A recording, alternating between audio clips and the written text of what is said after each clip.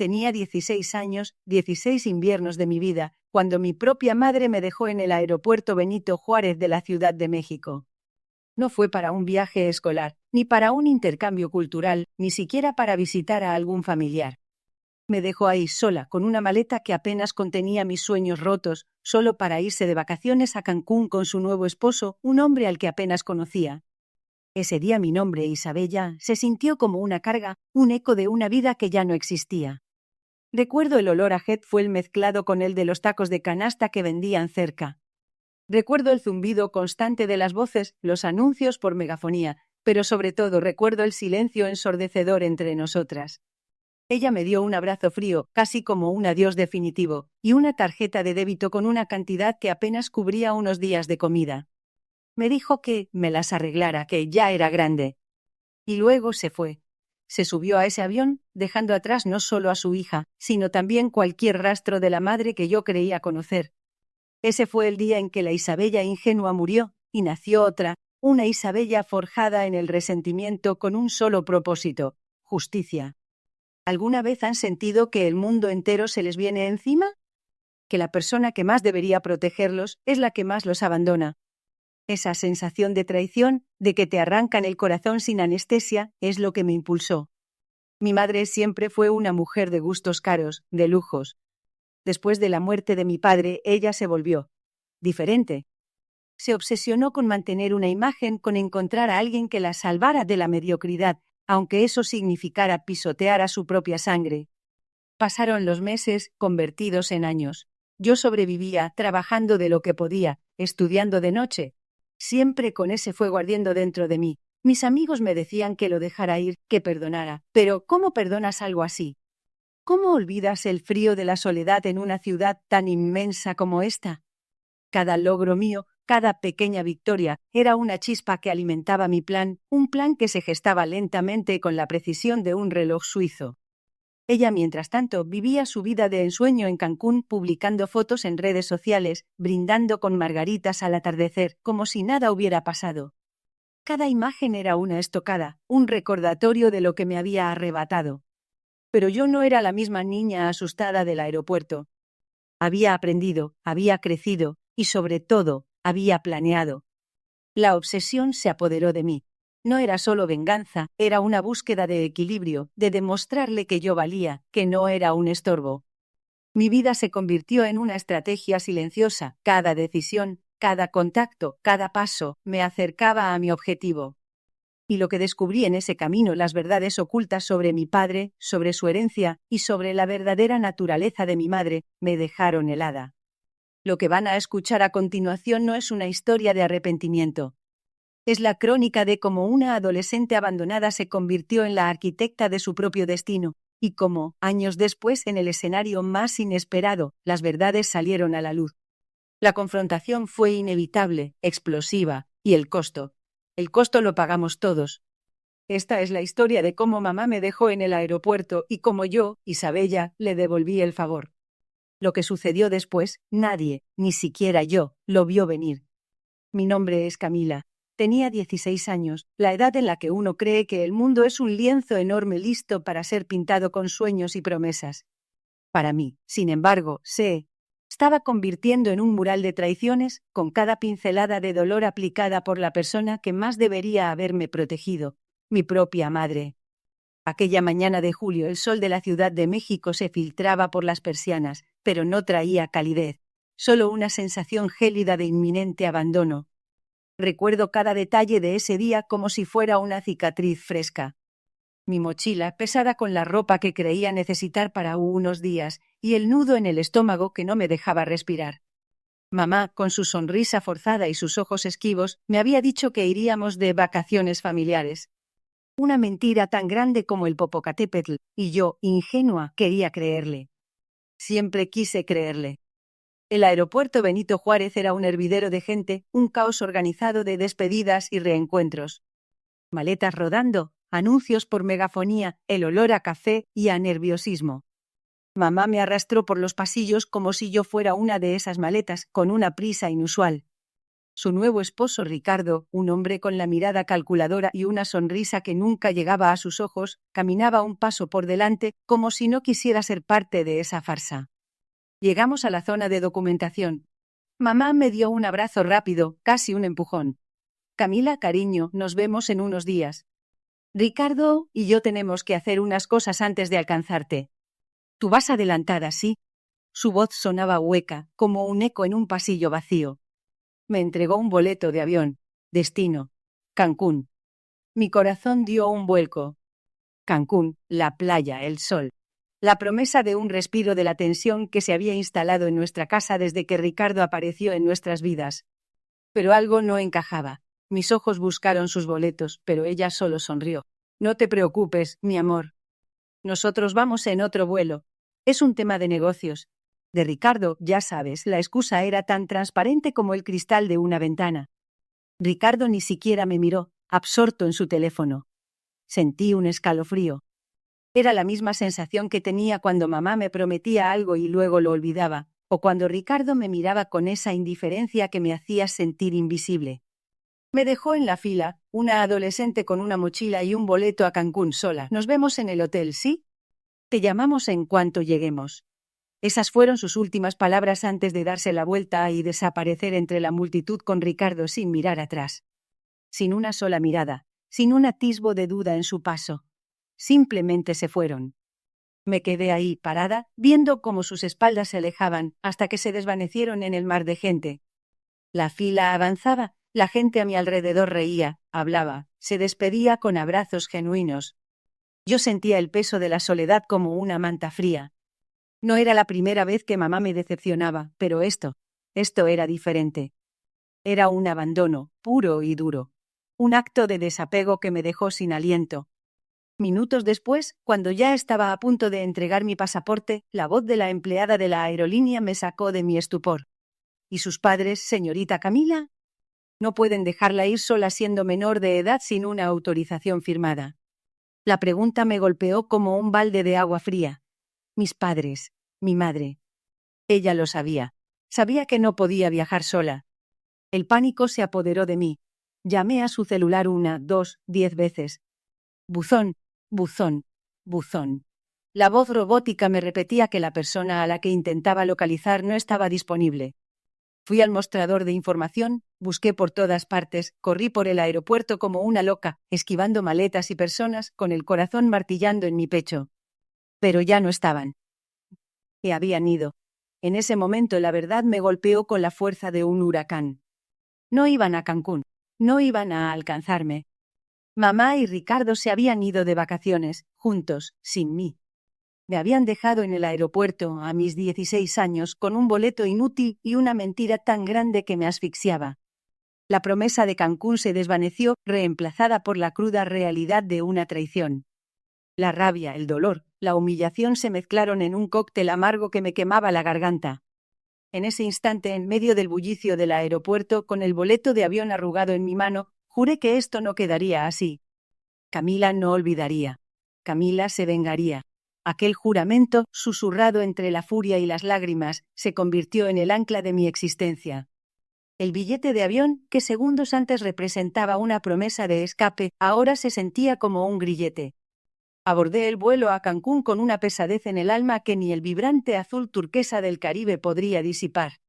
Cada metro que el avión avanzaba, me alejaba de la posibilidad de confrontar a mamá en ese instante, pero me acercaba a la certeza de que mi venganza sería un plato que se serviría frío, muy frío. Los días en Cancún fueron un tormento disfrazado de paraíso. Las playas de arena blanca y el sol brillante solo intensificaban el contraste con la oscuridad que crecía dentro de mí. Fingía disfrutar, sonreía a los turistas, me bañaba en el mar, pero mi mente no paraba de trazar escenarios, de reconstruir conversaciones, de buscar la fisura en la armadura de mi madre y de Ricardo. La rabia se había transformado en una energía fría, calculada, que me impulsaba a observar, a planear. Fue durante una de esas noches interminables, mientras el sonido de las olas me arrullaba, cuando la pieza final del rompecabezas cayó en su lugar.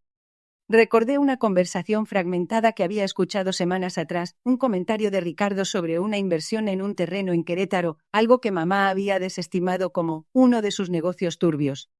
En ese momento no le di importancia, pero ahora en la soledad de mi habitación de hotel, la idea germinó. ¿Y si ese terreno, esa inversión, era la clave de su prisa, de su engaño? Al regresar a la Ciudad de México, la casa se sentía diferente. El aire estaba cargado de una falsa normalidad. Mamá y Ricardo actuaban como si nada hubiera pasado, con esa sonrisa de autosuficiencia que tanto me irritaba. Intentaban compensar mi tiempo perdido con atenciones excesivas, con regalos que yo rechazaba con una cortesía helada. Cada uno de sus gestos, cada palabra, era analizada por mí en busca de la verdad oculta. Sabía que no podía enfrentarlos directamente. Mi juventud era mi desventaja, pero también mi arma. Me convertí en una sombra, una observadora silenciosa. Escuchaba a escondidas sus llamadas, revisaba los papeles que Ricardo dejaba descuidados sobre su escritorio, memorizaba nombres, fechas, cifras. Descubrí que la inversión en Querétaro no era un simple terreno, sino un proyecto de desarrollo inmobiliario a gran escala, con ramificaciones financieras complejas y, lo más importante, con un socio misterioso que Ricardo mencionaba con un tono de reverencia y temor. La tensión en casa era palpable, aunque solo yo la sintiera con tanta intensidad. Mamá, cada vez más absorta en Ricardo y sus planes, no notaba mi cambio. O no quería notarlo. Sus ojos seguían velados por la ceguera del amor, o de la conveniencia. Ricardo, por su parte, se movía con la confianza de quien cree tener todo bajo control.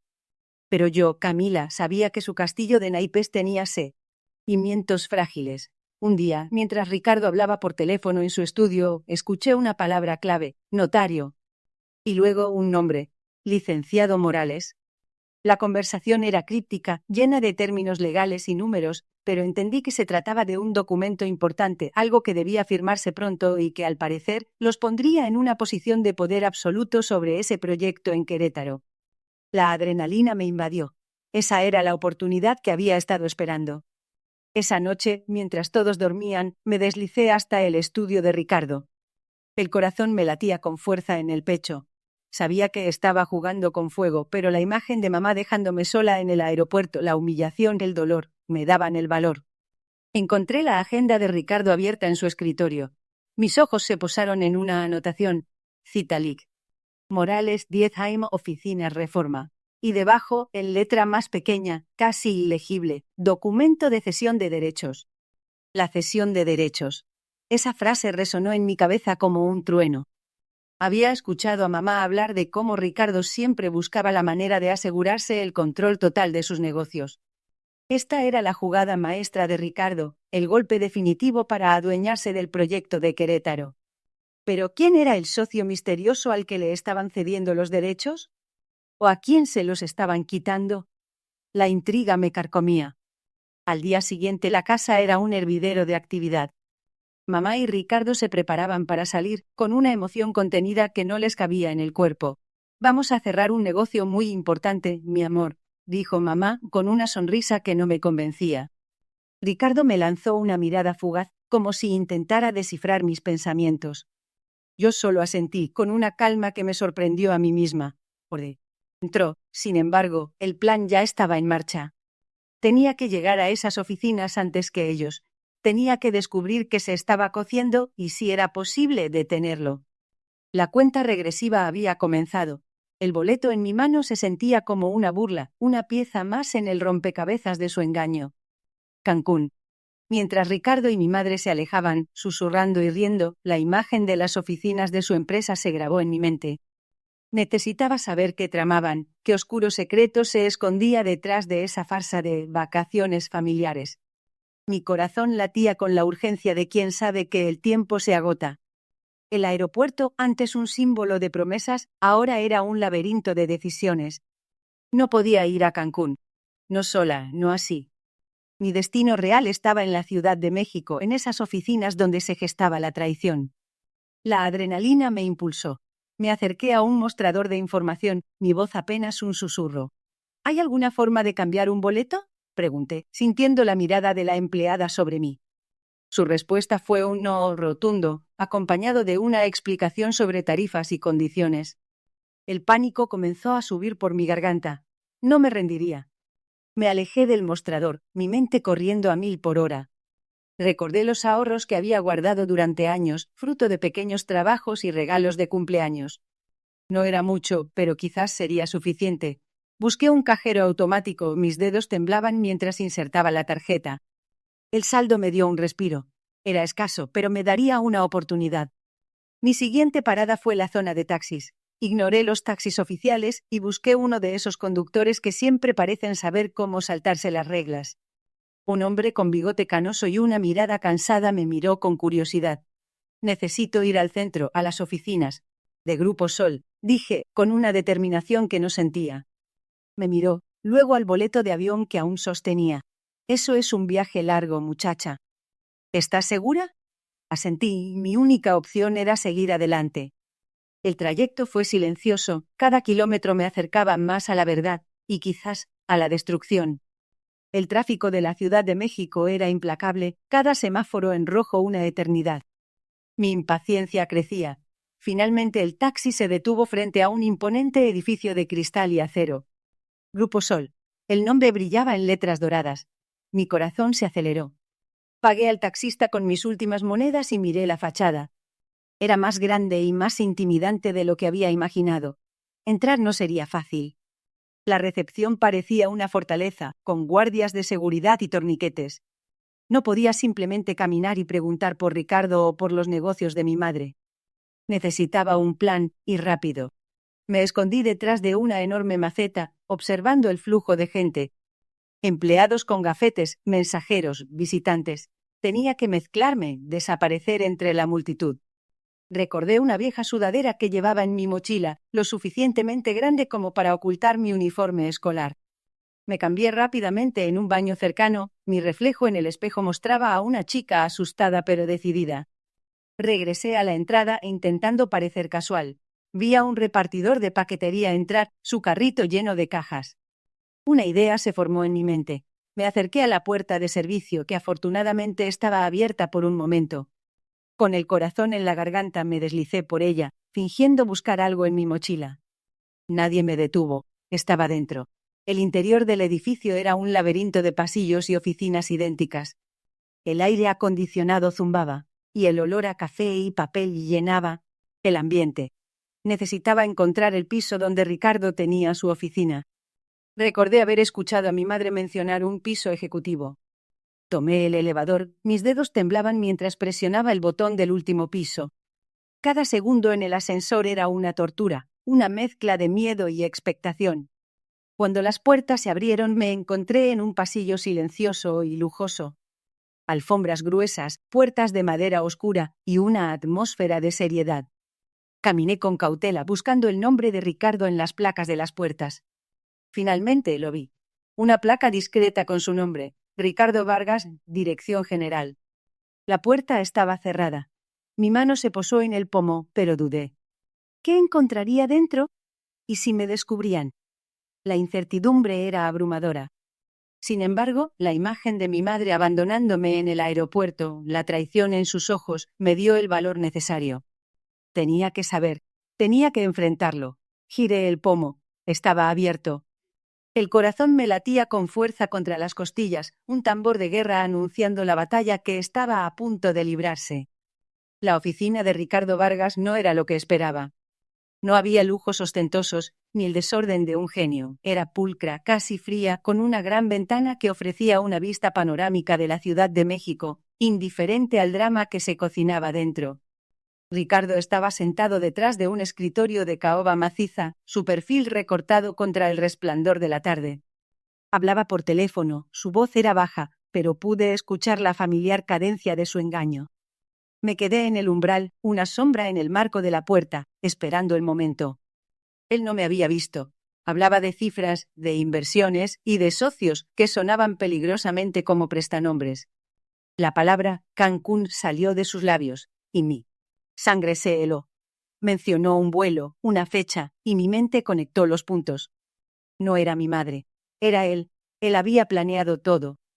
Él la había manipulado para que me dejara, para que se librara de mí y así poder llevar a cabo sus turbios negocios sin estorbos. La rabia, que hasta ese momento había sido un rescoldo, se encendió en una llamarada. Colgó el teléfono y al levantar la vista, sus ojos se encontraron con los míos. El color se le fue del rostro. Su sonrisa, esa sonrisa forzada que nunca llegaba a sus ojos, se desvaneció por completo. —¿Camila? ¿Qué haces aquí?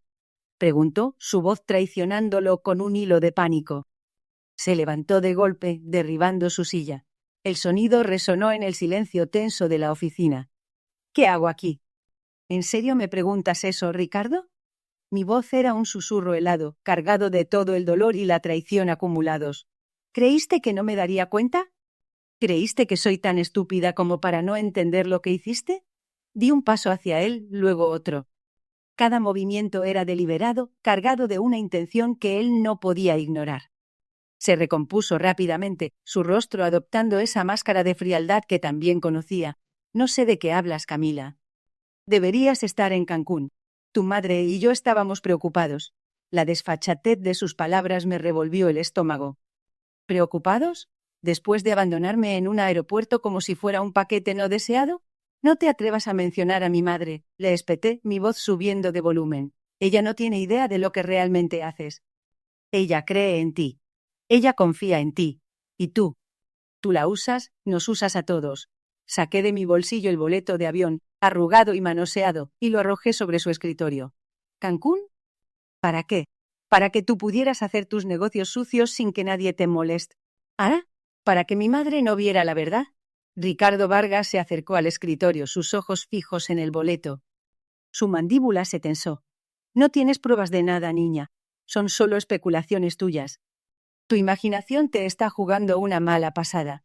Su voz era dura, pero había un temblor casi imperceptible en ella.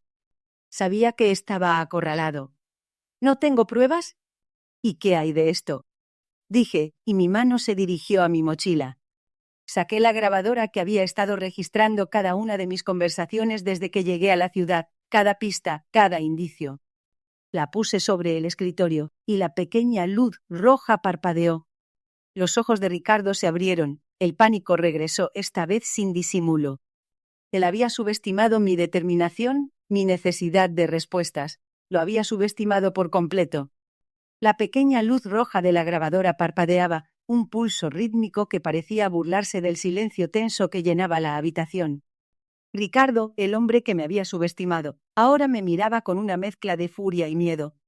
Sus ojos, antes calculadores y fríos, revelaban un pánico innegable. Había planeado cada paso de mi venganza con la meticulosidad de un cirujano, cada pieza encajando a la perfección en este rompecabezas de traiciones. Mi corazón latía con fuerza, pero ya no era por nerviosismo, era la adrenalina pura de la justicia inminente. Me levanté lentamente sin apartar la mirada de Ricardo. ¿Sorprendido, Ricardo? Creíste que podías jugar con la vida de una niña, con el futuro de una familia, y salir ileso. Creíste que el dinero y tus conexiones te harían intocable. Pero olvidaste un pequeño detalle. La verdad siempre encuentra su camino. Mi voz era un susurro frío, cargado con años de resentimiento acumulado. Él intentó hablar, pero las palabras se ahogaron en su garganta, como si una mano invisible lo estuviera estrangulando. Esa grabadora, continué, señalándola con un gesto, contiene cada una de tus mentiras, cada manipulación, cada acuerdo turbio que hiciste para despojar a mi padre de su empresa y a mí de mi hogar. Desde el momento en que me dejaste varada en ese aeropuerto, supe que algo andaba mal. No eras el hombre que mi madre decía que eras.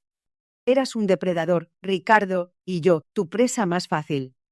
La memoria de ese día en el aeropuerto, la humillación, el abandono, me impulsaba hacia adelante, cada palabra una estocada. Ricardo finalmente encontró su voz, pero era un graznido. Estás loca. No tienes nada. Eso no prueba nada. Sus ojos se movían frenéticamente por la habitación, buscando una salida, una excusa, cualquier cosa que pudiera sacarlo de ese rincón. Pero no había escapatoria. Yo había cerrado todas las puertas. «Ah, ¿no, Ricardo? ¿No prueba nada? ¿Y qué me dices de la conversación donde le confiesas a tu socio cómo falsificaste las firmas de mi padre? ¿O la llamada donde te jactas de haber convencido a mi madre para que me abandonara? ¿Y la parte donde describes cómo planeaste cada paso para quedarte con la fortuna familiar? Su rostro se puso lívido, el color abandonándolo por completo. Se tambaleó hacia atrás, apoyándose en el escritorio como si sus piernas hubieran dejado de responderle. Eso es una trampa. No es real. Su voz temblaba y por primera vez vi el miedo genuino en sus ojos. No el miedo de ser descubierto, sino el miedo de perderlo todo. Y esa era la melodía que había estado esperando escuchar. Es muy real, Ricardo. Tan real como el dolor que me causaste. Cada noche que lloré, cada día que luché por sobrevivir, cada vez que mi madre te defendía a ti en lugar de a mí. Todo eso está grabado, no solo en esa pequeña máquina, sino en mi memoria. Y ahora el mundo entero lo escuchará. Saqué mi teléfono, ya listo para enviar el archivo. La tecnología que él había subestimado, la misma que él creía que no entendía, sería su ruina. No. No te atrevas, gritó, intentando abalanzarse sobre mí. Pero yo ya estaba preparada. Di un paso atrás, y él tropezó, cayendo al suelo con un golpe seco. La grabadora, aún sobre el escritorio, seguía parpadeando, un testigo silencioso de su desesperación. Ya es tarde, Ricardo. Muy tarde. Las copias ya están en manos seguras. Si algo me pasa, si intentas silenciarme, el mundo lo sabrá de todas formas. Tu reputación, tu fortuna, todo lo que construiste sobre las ruinas de mi familia se desmoronará. La impotencia en su rostro era casi palpable. La máscara de arrogancia se había desvanecido por completo, revelando al hombre pequeño y asustado que siempre había sido debajo. Se arrastró por el suelo, intentando alcanzarme, sus ojos suplicantes. Por favor. No lo hagas. Te daré lo que quieras, dinero, te lo juro. Solo, no arruines todo. Me arrodillé frente a él, mi rostro a la altura del suyo. La distancia entre nosotros, una vez abismal, ahora se había reducido a unos pocos centímetros. ¿Dinero, Ricardo?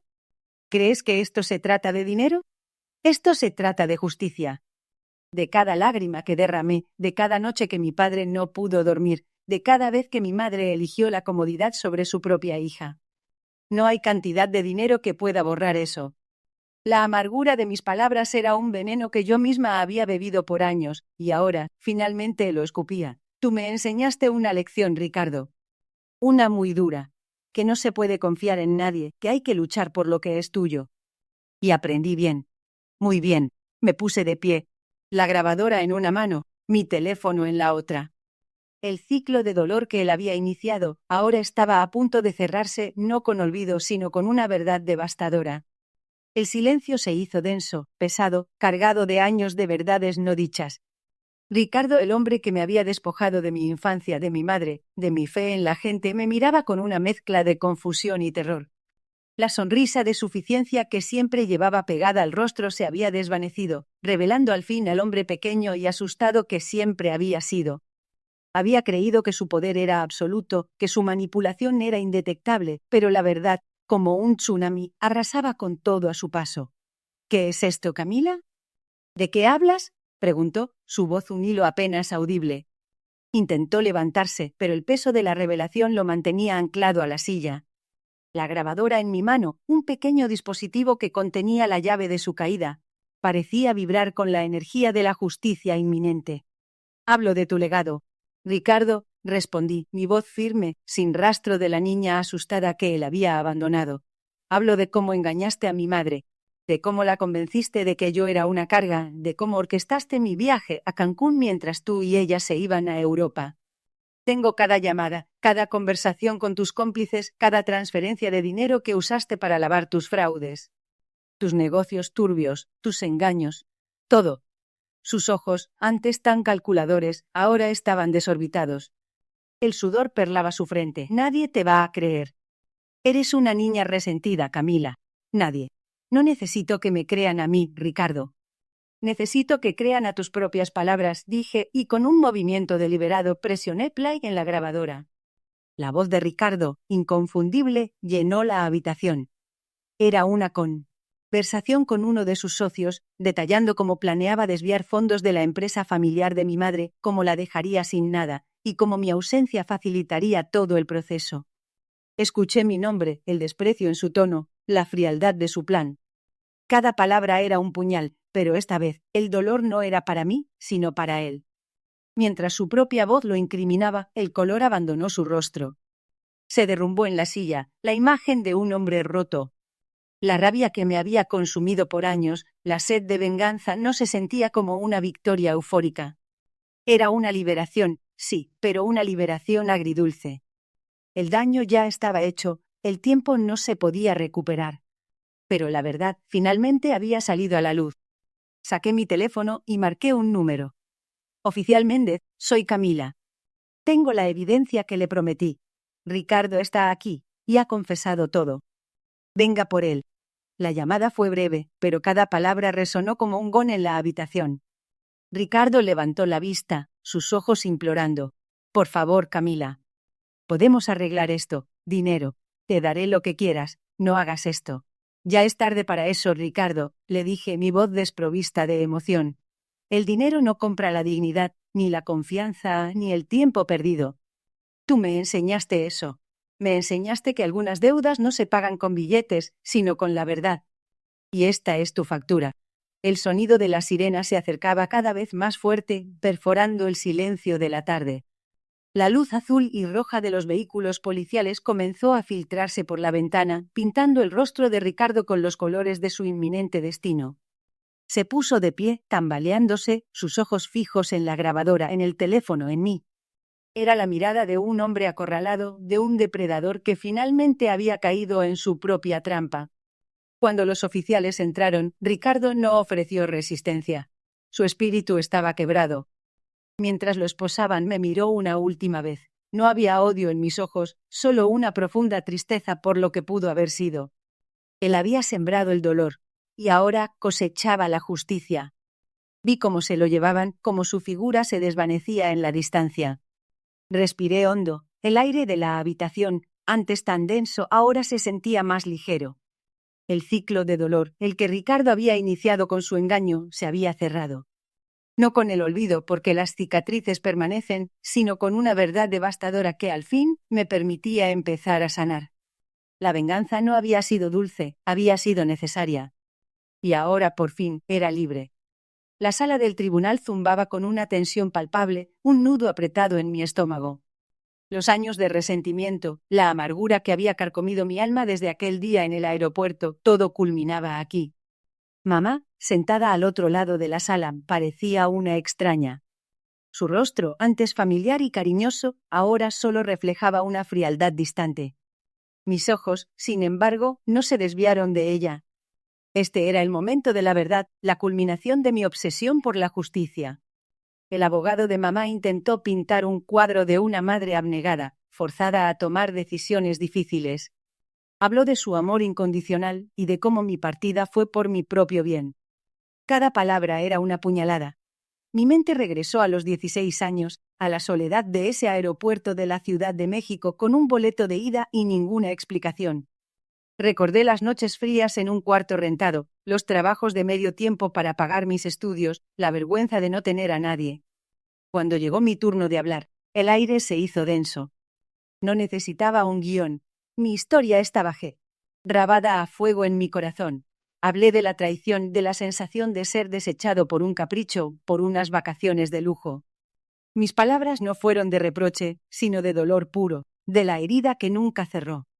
Describí cómo cada logro, cada pequeño éxito en mi vida lo había construido solo, sin su apoyo, sin su presencia. No busqué compasión, solo que se viera la verdad de sus acciones. La confrontación fue inevitable. Sus ojos se encontraron con los míos. Por un instante vi un destello de algo, quizás arrepentimiento, quizás una chispa de la madre que alguna vez conocí.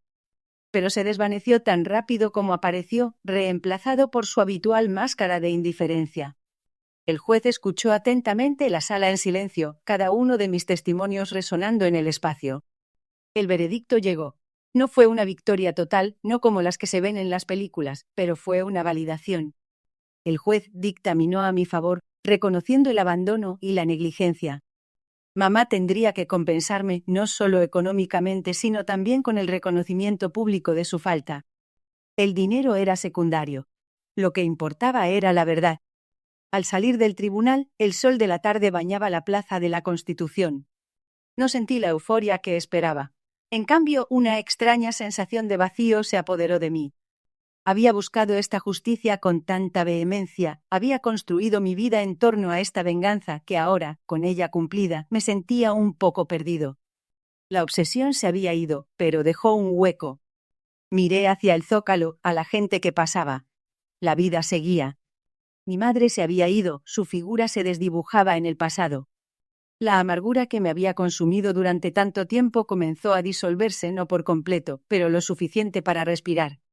Aprendí que la verdadera libertad no venía de la venganza, sino de soltar el peso del pasado. Era un cierre agridulce. La herida nunca desaparecería del todo, pero al menos ahora podía empezar a cicatrizar. El camino por delante era incierto, pero por primera vez en mucho tiempo lo enfrentaría sin el fantasma de mi madre persiguiéndome.